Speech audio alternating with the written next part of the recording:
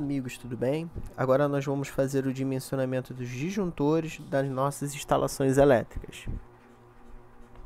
Bom, primeiramente vamos falar sobre as curvas dos nossos disjuntores, né? É um assunto bastante interessante, importante e que alguns, profissionais simplesmente não ligam, não se atentam a essa informação sobre a curva, tá? A curva do seu disjuntor. O porquê que isso é importante? Porque a curva adequa ao disjuntor às características da carga. Por exemplo, um chuveiro, que é uma carga resistiva, ele não tem, por exemplo, uma corrente de partida, ao contrário de uma máquina elétrica, como um compressor, né? Ou até mesmo como os reatores de lâmpada. Então, na verdade, quando a gente faz a escolha da curva, a gente está permitindo, principalmente, que alguns tipos de disjuntores consigam trabalhar por um momento rápido acima da sua corrente de desarme, tá ok? E para que eu quero fazer isso? Imagine a seguinte situação: um circuito que é um motor elétrico. Na hora de partir, ele vai ter uma corrente de pico. Essa corrente de pico desarma teu disjuntor?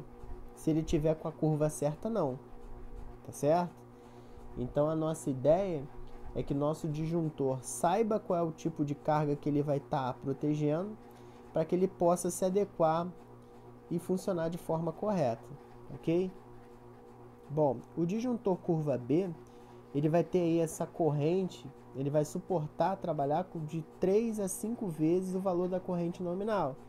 Isso por um intervalo de tempo curto, simplesmente, para evitar que esse disjuntor desarme à toa, tá certo?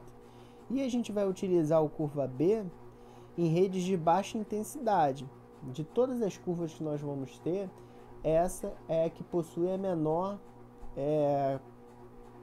que trabalha com o menor pico de corrente de desarme, tá certo? Curva C, ele já vai ter essa curva de ruptura entre 5 a 10 vezes o valor da corrente nominal. Aonde a gente vai estar utilizando esse tipo de disjuntor, em circuitos de motores, como é o caso do ar-condicionado, tá certo? Em circuitos de iluminação, onde a gente tenha reatores, tá certo?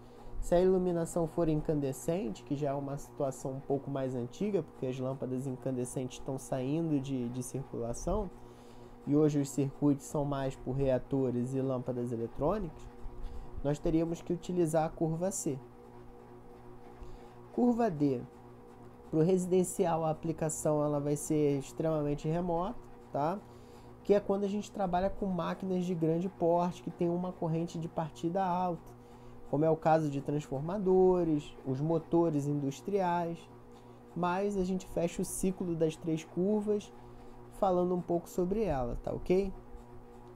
Uma curiosidade, não existe curva A, porque o A pode ser confundido com ampere, que é a unidade de corrente elétrica, tá certo? Bom, vamos ver agora um exemplo.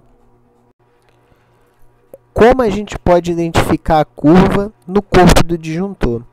A gente percebe aí que existe a letra C do lado de 25. Então, isso quer dizer que é um disjuntor de 25 amperes para a curva C. Tá ok? É bem fácil. Você olhando no corpo, você consegue ver a identificação. Bom, vamos falar um pouco sobre os 3 tipos de disjuntores, tá? Que é o NEMA, o DIN e o DR. E aí você vai ter que escolher um dos 3 para poder fazer a sua instalação. O disjuntor NEMA, logo de cara já digo para vocês que eu não recomendo a utilização, tá? Ele é um disjuntor que não consegue, por exemplo, seccionar o circuito em casos de sobrecarga. Ele só vai estar atuando realmente em curtos circuitos. E ele é um disjuntor lento em comparação ao disjuntor DIN, em relação a tempo de desarme. Então, quando você chega na situação que ele tem que agir, ele demora mais tempo do que o disjuntor DIN. O disjuntor DIN, que é esse que nós estamos vendo no meio do slide, ele tem um tempo de ação melhor, ele desarma mais rápido e ele também consegue monitorar a sobrecarga, tá certo? Só um adentro aqui, né, para quem ainda tem algum tipo de dúvida em relação a sobrecarga e curto-circuito. O curto-circuito é quando a corrente ela tende ao maior valor possível, ela fica totalmente descontrolada, tendendo ao que a gente chama na engenharia, tendendo ao infinito, ao maior valor possível. A sobrecarga é uma corrente mais controlada, porém ela é uma corrente acima da nominal, tá certo? Então, se por exemplo o equipamento funciona a 10 amperes e eu estou tendo 12 de consumo, 13 de consumo, eu estou em sobrecarga. Se o equipamento consome 10 amperes e a corrente dele subiu, né, chegou a um pico de 30, 40, que é o máximo que a fonte pode fornecer, eu posso dizer que eu tenho um curto-circuito, tá certo? E o DR, que é um disjuntor especial para poder fazer a proteção do usuário também, né? Não só do circuito como a do usuário. Nesse disjuntor a gente conecta o condutor neutro e a função dele, né, o monitoramento dele é muito simples. Se a corrente que está vindo pela fase, ela tem que estar chegando no neutro. Se ela não chegou lá no neutro, quer dizer que ela desviou. Ou ela pode ter ido para a massa, ou ela pode estar dando choque em alguém. E é a hora que esse disjuntor secciona o circuito por proteção, tá certo? Para vocês terem uma ideia, essa corrente de desarme por fuga é em torno de 30 mA. Então, se ele identificar que teve uma diferença de 30 mA, ele acaba atuando e desligando o circuito. Agora, passar algumas observações a vocês, né? O pessoal pensa, o DR protege o circuito e o usuário, é o melhor disjuntor.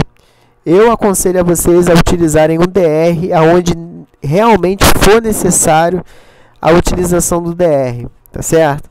Porque algumas cargas indutivas podem fazer com que ele desarme à toa.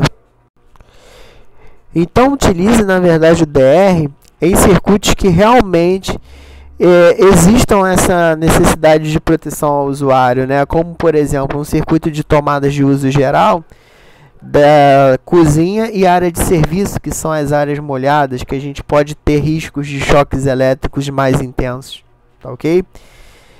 Em determinados casos, é até interessante que você seja redundante, que você use o DR mais o disjuntor DIN, porque o DR, ele às vezes quando aciona pelo curto-circuito, ele acaba danificando a estrutura interna dele.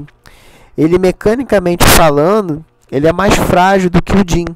Então, às vezes, é interessante que você tenha o DIN para desarmar antes que o DR se danifique, quando você tiver o curto-circuito, e que você tenha o DR desarmando quando você tem a chance de ter o choque em cima do usuário.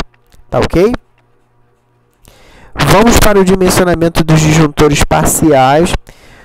Vamos padronizar aqui o nosso cálculo. Como é que vai funcionar? Você vai ter que descobrir a corrente do circuito e pôr uma tolerância sobre ela. Por quê? Se você não trabalhar com tolerâncias, pode ser que uma variação de corrente mínima venha desarmar o seu disjuntor de forma precipitada. Então, normalmente, a tolerância da corrente nominal gira em torno de 15% a 30%. Muitos projetistas gostam de trabalhar com 25%. Eu particularmente também. Então, eu vou padronizar aqui, a gente sempre aplicar uma tolerância de 25% em cima do valor que nós vamos calcular, tá certo? E se os nossos cálculos derem menos do que 10 A, nós vamos utilizar o 10 A como referência, tá ok? Que é a menor corrente que a gente vai ter para dimensionamento de disjuntores. Então, nada melhor do que a gente ver um exemplo prático para que a gente possa fazer esse dimensionamento. Então, vamos lá.